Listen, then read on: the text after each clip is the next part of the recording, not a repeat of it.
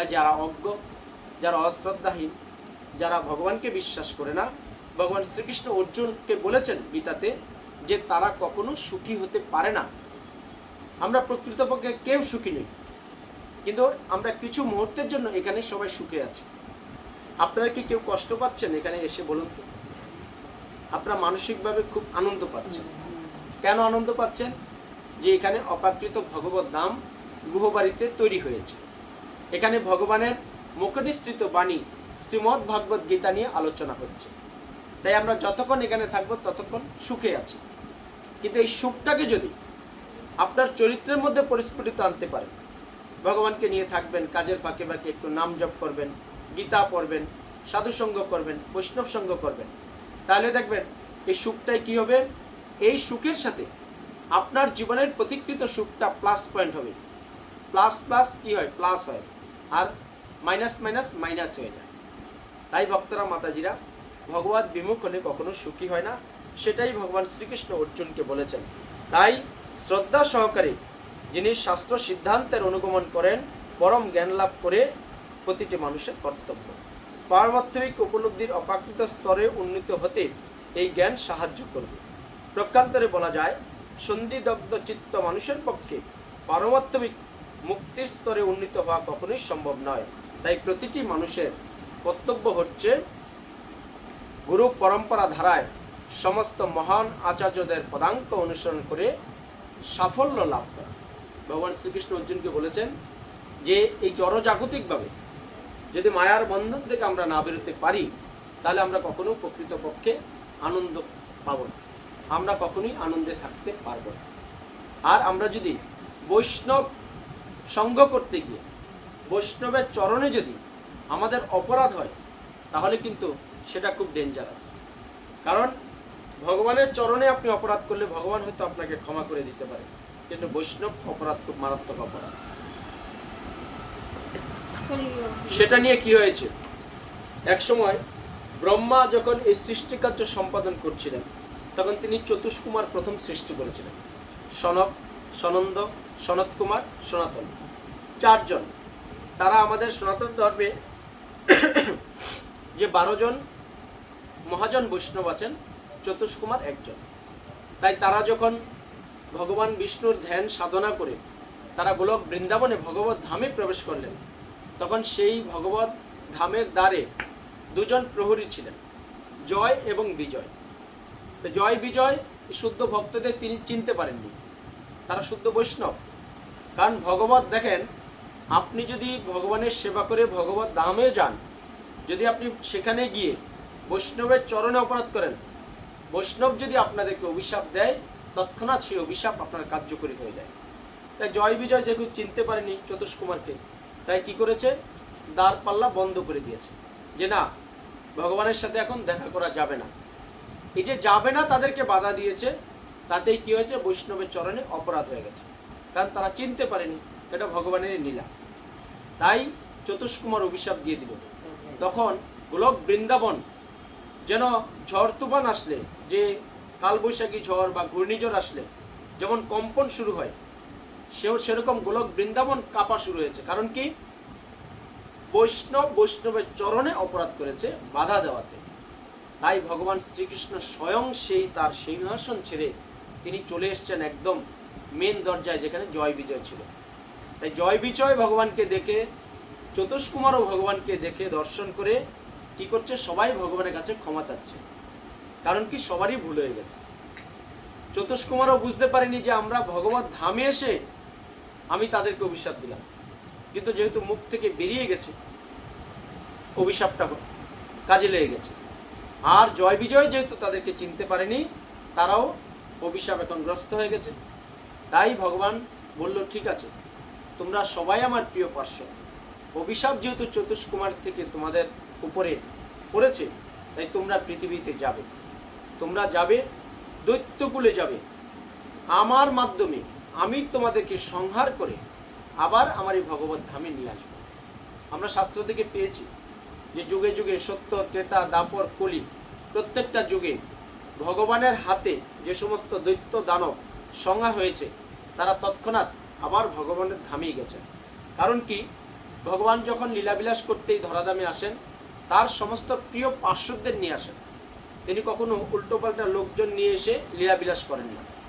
যেমন আপনারা যখন বাংলা সিনেমা বা সিরিয়াল দেখেন, দেখবেন সেখানে মা থাকে, বাবা থাকে, কাকা থাকে, নাতনি থাকে, হ্যাঁ, অপর যে শ্বশুর শাশুড়ি, জেঠি জেঠিমা, অনেক কিছু ক্যারেক্টার থাকে, চরিত্র থাকে। তাই ভগবান শ্রীকৃষ্ণ যখন গোলক বৃন্দাবন থেকে পৃথিবীতে লীলাবিলাস করার জন্য আসেন, সমস্ত এরকম চরিত্রগুলো নিয়ে আসেন। তাই কি করলেন, চতুষ্কুমারের এই অভিশাপে জয় বিজয় তারা আসলেন হিরণ্যাক্ষ এবং হিরণ্যকশিপু দুই দৈত্য, কশ্যপ এবং দিতির, কাশ্যপ মুনি এবং দিতির গর্বে। তাই কাশ্যপ মুনি সেটা বুঝতে পেরেছিলেন যে দিতি যখন অন্তঃসত্ত্বা হচ্ছে, সেই সময়টা শুভ সময় ছিল না। আগে আমরা শাস্ত্রে পেয়েছি, যখন একজন নারী এবং পুরুষের মিলনে যখন তারা গর্ভবতী হতো, তখন গর্ভাধান সংস্কার ছিল। এখন উঠে গেছে কলিযুগে এসব, কেউ মানে না শাস্ত্রীয় কথাগুলো। তাই কি করলো, এই অশুভ সময় ছিল, তখন কাশ্যপ মুনি, সে তো মুনি ঋষিবর, সে বুঝতে পেরেছিল যে দিতি তোমার গর্ভে যারা আসছে তারা কিন্তু দেবতা কুলের নয়, তারা অসুর কুলের। তাই তোমার এই দুই সন্তান অনেক কষ্ট, অনেক যন্ত্রণা করবে এবং তারা মানুষকে মানুষ হিসেবে গণ্য করবে না। হিরণ্যাক্ষ এবং হিরণ্যকশিপু তারা দুইজনই ছিল দৈত্য ভক্তরা আমাদের। দ্বিতীয় এবং কাশ্যপ মুনি, দেখেন মুনি ঋষির গর্ভেও দৈত্য জন্ম নিয়েছে, এটা ভগবানের লীলা। যেহেতু বৈষ্ণবের চরণে তারা অপরাধ করেছে, তাই তারা এসে কি করলেন, হিরণ্যকশিপু ব্রহ্মার আশীর্বাদে তিনি অমরত্ব বর লাভ করেছিলেন, কিন্তু ভগবান বিষ্ণুর হাতে, তিনি নরসিংহের হাতে তিনি প্রাণত্যাগ করতে হয়েছে। তাই আপনারা সবসময় চেষ্টা করবেন, যেখানে সাধুসঙ্গ হোক, বৈষ্ণব সঙ্গ হোক, আপনার শুদ্ধ বৈষ্ণবদের চরণে কখনো অপরাধ করবেন না। হয়তো বৈষ্ণব আপনাকে কিছু বলবে না, কিন্তু ভগবান গোলকধাম বৃন্দাবনে বসে সবসময় আপনাদেরকে দেখবে।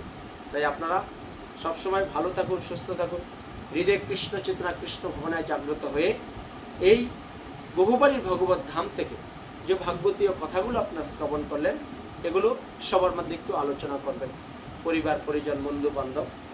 আমরা তারপরে এক নাম করব। আপনারা এই ভগবত ধাম থেকে প্রসাদ আছে, আপনারা প্রসাদ নিয়ে সবাই এবারই তাদের মনস্কামনা যাতে পূর্ণ হয়, এই পূর্ণ ধামে, পূর্ণ মাসে যে অপাকৃত ভগবত ধাম তারা গড়তে পেরেছেন, ভগবান শ্রীকৃষ্ণের সেটা অসীম কৃপাময়। কারণ কার্তিক দামোদর মাস, এই মাস আপনি আবার আর 11 দিন আছে, আগেই বলেছি, শেষ হয়ে গেলে এটা আর ফিরে পাবেন না।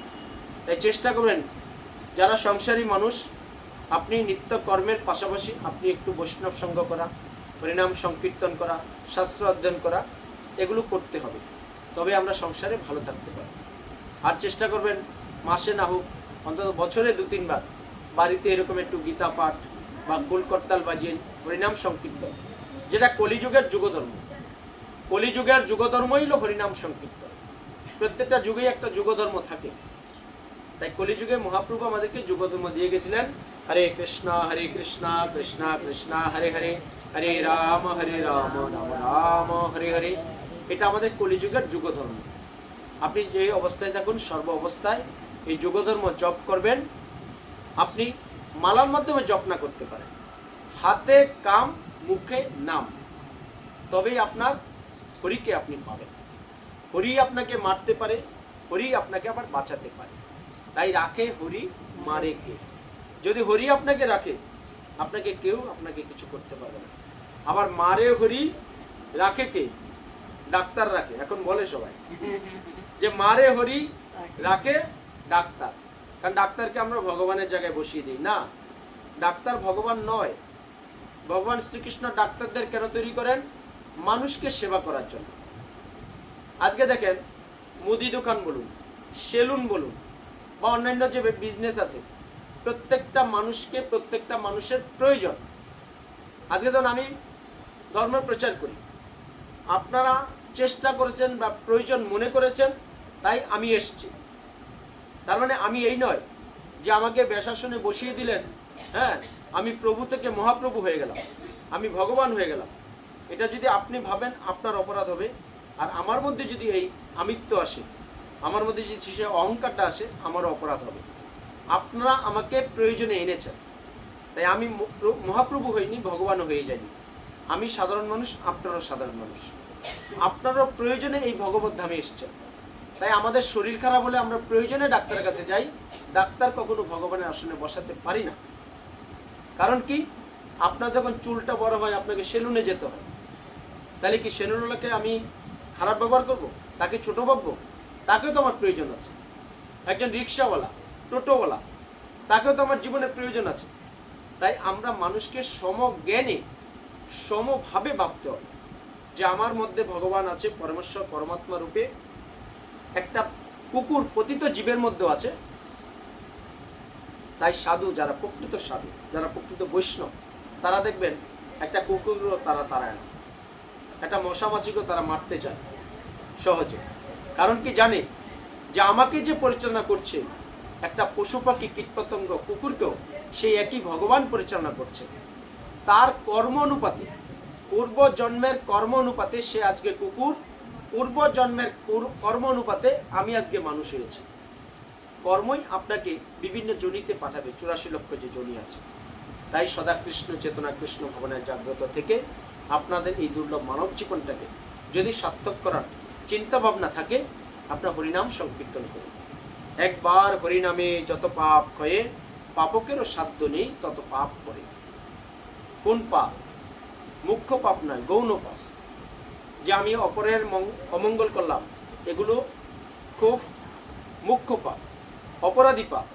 আমি অপরাধ দেওয়ান হরণ করলাম, অপরকে মেরে দিলাম, এসব পাপ কখনো ক্ষমা হয় না। গৌণ পাপ ক্ষমা হয়ে যায়। কোনটা?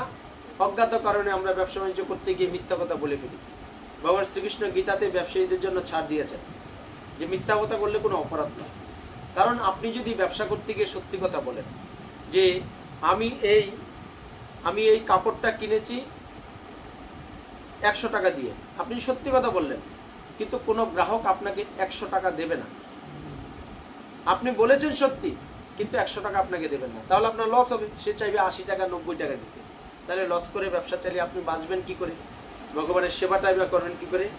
তাই বলেছে যে আমি এটার দাম 100 টাকা বলি, 150 বলি, 200 বলি, গ্রাহক ভাববে সে মিথ্যা কথা বলছে। এটা ন্যাচারালি। এইবার হ্যাঁ, আপনি যদি 100 টাকা দিয়ে কিনে 200-300 বিক্রি করতে চান, তাহলে সেটা অপরাধ হবে। আপনি 100 দিয়ে কিনে 130, 40, 50 অবধি বিক্রি করতে পারেন। কারণ সেখান থেকে আপনার দোকানের খরচ আছে, লাইটের খরচ আছে, আপনার স্টাফ থাকলে খরচ আছে, ভগবানের সেবা করাতে হবে, নিচে বাঁচতে হবে। তাই সদা কৃষ্ণ চেতনা, কৃষ্ণ ভাবনায় থাকলে আপনার সব কিছু দেখবেন সহজ সরল হয়ে যাবে। তো ভক্তরা, মাতাজিরা, সবাই ভালো থাকুন, সুস্থ থাকুন। এখন আমরা 1 নাম শুরু করছি। এখানেই আমরা ভগবান শ্রীকৃষ্ণের মুখনিসৃত শ্রীমদ্ ভাগবতীয় কথাগুলো আমরা সম্পন্ন করছি।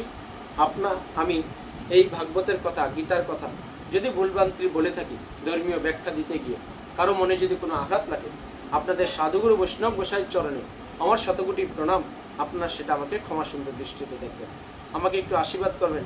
আমি যেন যতদিন বেঁচে থাকি, আমি যেন মানুষের দ্বারে দ্বারে এই ভগবান শ্রীকৃষ্ণের গীতার বাণী, ভগবানের কথাগুলো আমি পৌঁছে দিতে পারি।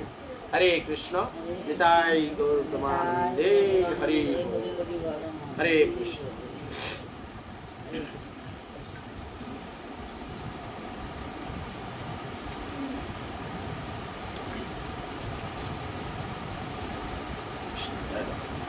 সবাই ভগবান শ্রীকৃষ্ণের গীতার কৃপা নিন। গীতার নামে যে যা পারেন দক্ষিণা দেবেন। হরে কৃষ্ণ।